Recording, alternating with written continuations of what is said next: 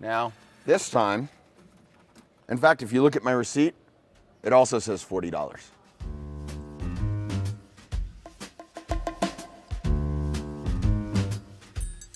From a criminal point of view, one of the great things about this attack is that the bank has no idea what's happened. The bank told the ATM to dispense 2 bills. It has no idea that the attacker modified the response and changed it to 10 bills.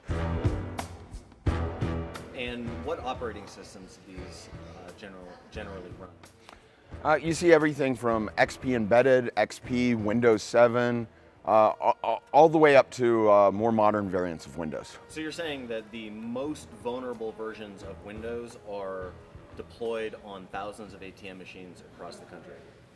Yes, you have a lot of ATMs across the country that still run Windows XP.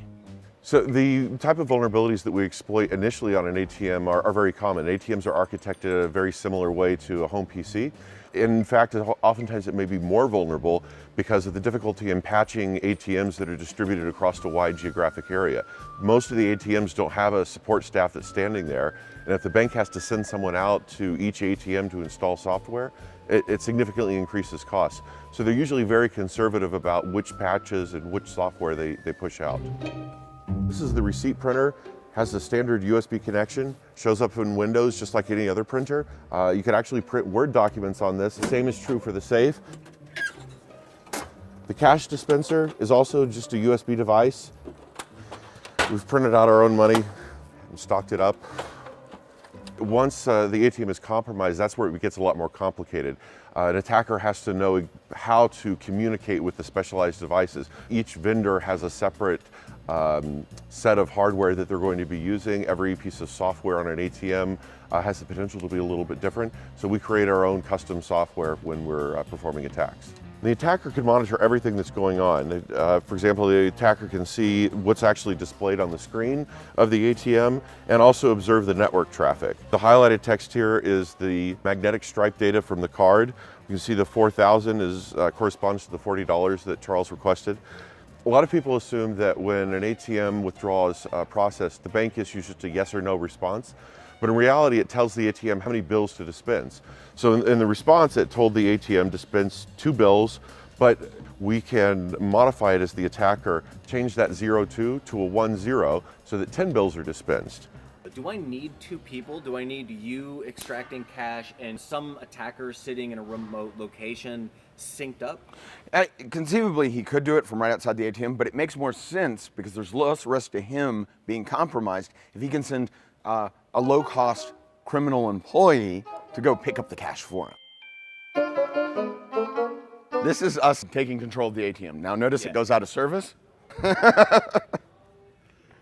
Sometimes criminals may not want to put a card into the ATM for whatever reason, and they may just want to dispense money. It's often referred to in the industry as jackpotting. It doesn't even require a card. David is just going to remotely dispense cash.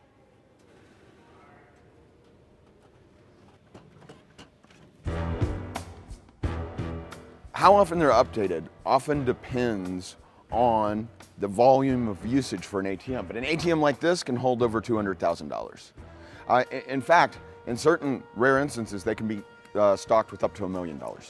And it's very difficult for banks to detect this in the short run because ATMs don't have a precise way of measuring how many bills are in the back. It's just a counter. It's really only if the criminals empty the ATM completely of cash that the warning bells go off. So a lot of the technology that is needed to defend against it are things that are already on the market. For example, having encrypted network connections between the ATM and the bank. While that's been available for literally decades now, it's surprising how many banks are still using insecure network communication. When an ATM like this is compromised, it's the consumer that pays in the form of increased fees. So this actually runs a variant of Windows, Windows 7. Is that common for ATMs? Yes.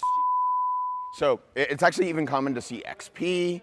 That's awesome. Yeah, I mean, so when you've got something that basically puts out money like this,